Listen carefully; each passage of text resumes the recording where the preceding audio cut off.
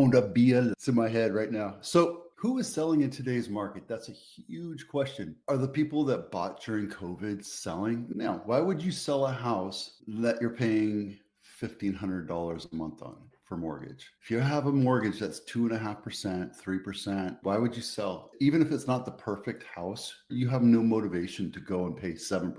It's actually 6% now, but we'll get into that today. But who is selling in today's market? That's great. Let's take a look at this. Who is selling? I love this picture. This is from Ryan Lundquist. He's my real estate muse. He's up in Sacramento. He's an appraiser and he has some great information, great stats. So all this information comes from Sacramento. And I take some of this information and relay it over to Santa Clara County and then 12 Bay Area counties so that we have real numbers here instead of up there. Anyway, our current listings mostly from people who bought over the past years. No, but a solid chunk of it is. 18% of the listings represent homes that were previously purchased between 20 and 2024. It's not a huge chunk, but it's decent, right?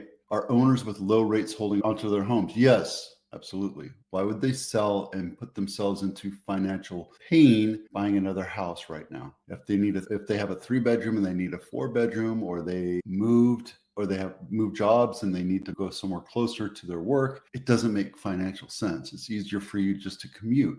And if you commute either from Morgan Hill, San Jose, or even Los Gatos up to Palo Alto or Mountain View, you see the pain of going up there every day. It's true. So do sellers have massive equity? Yes, absolutely. There are, and we talk about this all the time, we have homes that are selling short sale and bank owned. We just don't have a huge chunk of it. We have maybe 1 or 2% of the inventory right now is bank owned. I mean, on Wednesdays, we look at all the bank owned properties all over California, all the way down to the Bay Area. So our current listings, mostly properties purchased long ago. Yeah, over 50%. This is, again, Sacramento, but the numbers are relative, right? They're going to be pretty close to each other. Most of these homes have been owned for over 20 years. A majority of the sellers that are selling today are selling basic homes, right? It's not what buyers want, though. Buyers want turnkey, fully reconditioned homes with air conditioning, stuff that they don't have to work on. Some people will. For the most part, people don't want to work on homes. They don't want to take on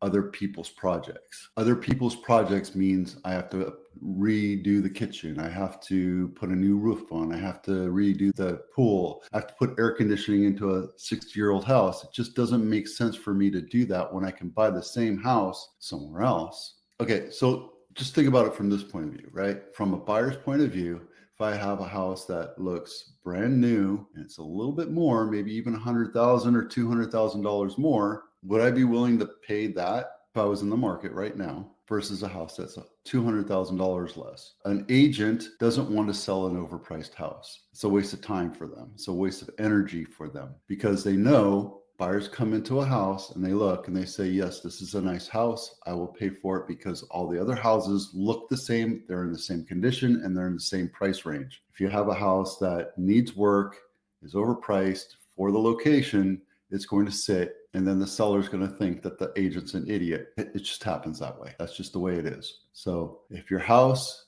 is in original condition, price it accordingly. Today's episode is brought to you by the Home Inspection Checklist. If you haven't done it, drop it down right now. I just sent it off to somebody yesterday up in Hayward.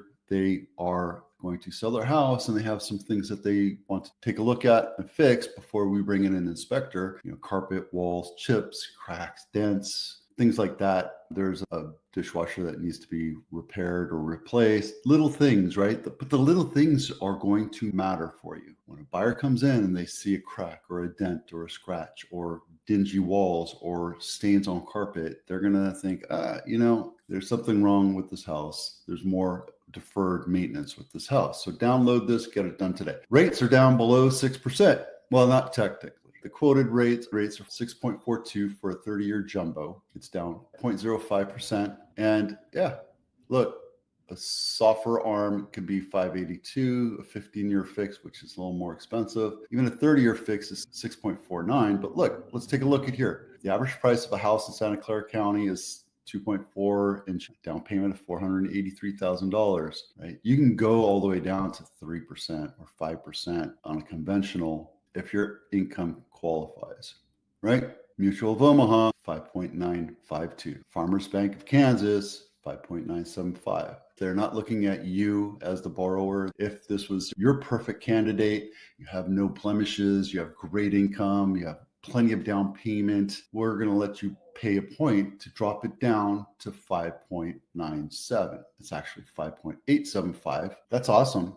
We're below 6%, guys. Buyers should be coming out in droves. There's no reason for people to not come out right now, except for the affordability. So my choices are list it low, bring in the buyers, get it sold, or list it high and watch people come through and tell you, oh, it's not what we're looking for whatever reason. Okay. What you get for $2 million in Santa Clara County. This is in Santa Clara City. So it's a little closer to the epicenter, which is Palo Alto of our market. Baldwin Drive, not my listing, $2 million, 4-bedroom, 2-bath, 1,300 square feet, built in 1958. And if you're wondering where it is, it's right here. It's north of 280, west of Lawrence Expressway. Let's take a look inside. This is brand new on the market. It's on an inside corner, meaning your backyard is a huge pie, which is great because the way this thing's set up, it's awesome. And believe me, when I tell you that $2 million for this house is a good deal, it's a good deal because houses over here are selling for $3 million all fixed up. So buy the house, fix it up. Your house is worth 2.7 to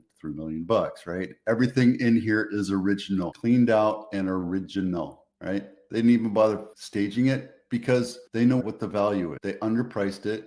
They're going to bring in the buyers and they're going to get it sold in 6 days. So what can you do with a $2 million house? Well, you can knock it down and put a McMansion on it. You could spend $200,000, fix it up and live in it. Because look, this house, there's a lot of deferred maintenance in it. Remember what I told you? It's a pie-shaped lot. It's big, huge backyard. This is a huge value for anybody. This house is going to sell super quick. And it doesn't matter what the condition is because the price, it got priced below where the market is. So I'm going to tell you what you get for $1 million in Santa Clara County, Silicon Valley. Autumnvale, not my listing, $1 million. List price decrease. We're going to see how many days on market. 3-bedroom, 1.5 bath. Oh, this is an attached house too. Wow. This isn't even a good buy, I'll tell you right now. This is by Montague Expressway in 680. It's been on market 20 days. This thing's probably worth 800,000 or 900,000, maybe. Let's take a look inside.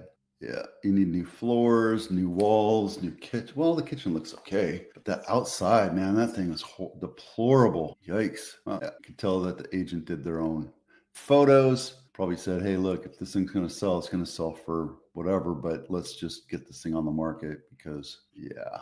I wouldn't buy this thing. I'm not a fan of attached. Developers do this so they can cram more houses into the land that they buy. And the cities and counties want it because they can put more APNs, meaning they can charge more property tax. But for the buyer, the owner, I don't think it's a great thing. It doesn't even have air conditioning. If you're going to price out a house, make sure you look at the air conditioning, make sure it works, make sure it looks good, make sure you have it because buyers expect it. Today, people are expecting air conditioning. I get this all the time. Well, I've never had air conditioning, lived here for 30 years. I don't need to have air conditioning. Doesn't matter. It's not what you want, it's what the buyers want. If you want a sellable product, you have to have air conditioning inside that house because it's an added cost. You're looking at 7 to 10 grand just to put in air conditioning. And then you have to have the ducts redone. And then on top of that, this is a 52-year-old house that has been maintained outside and it's for $1 million.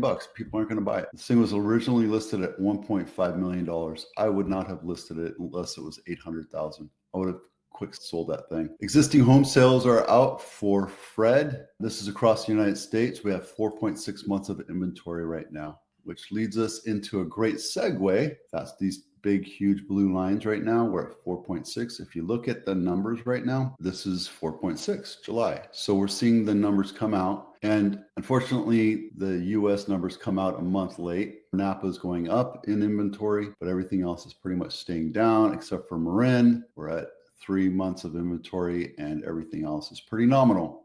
And then look at the active number of homes for sale versus the months of inventory. And it's nothing for Santa Clara County, right? We're nowhere near it. And these are the cities breakdown and everything's coming down. Even this is San Martin. All right.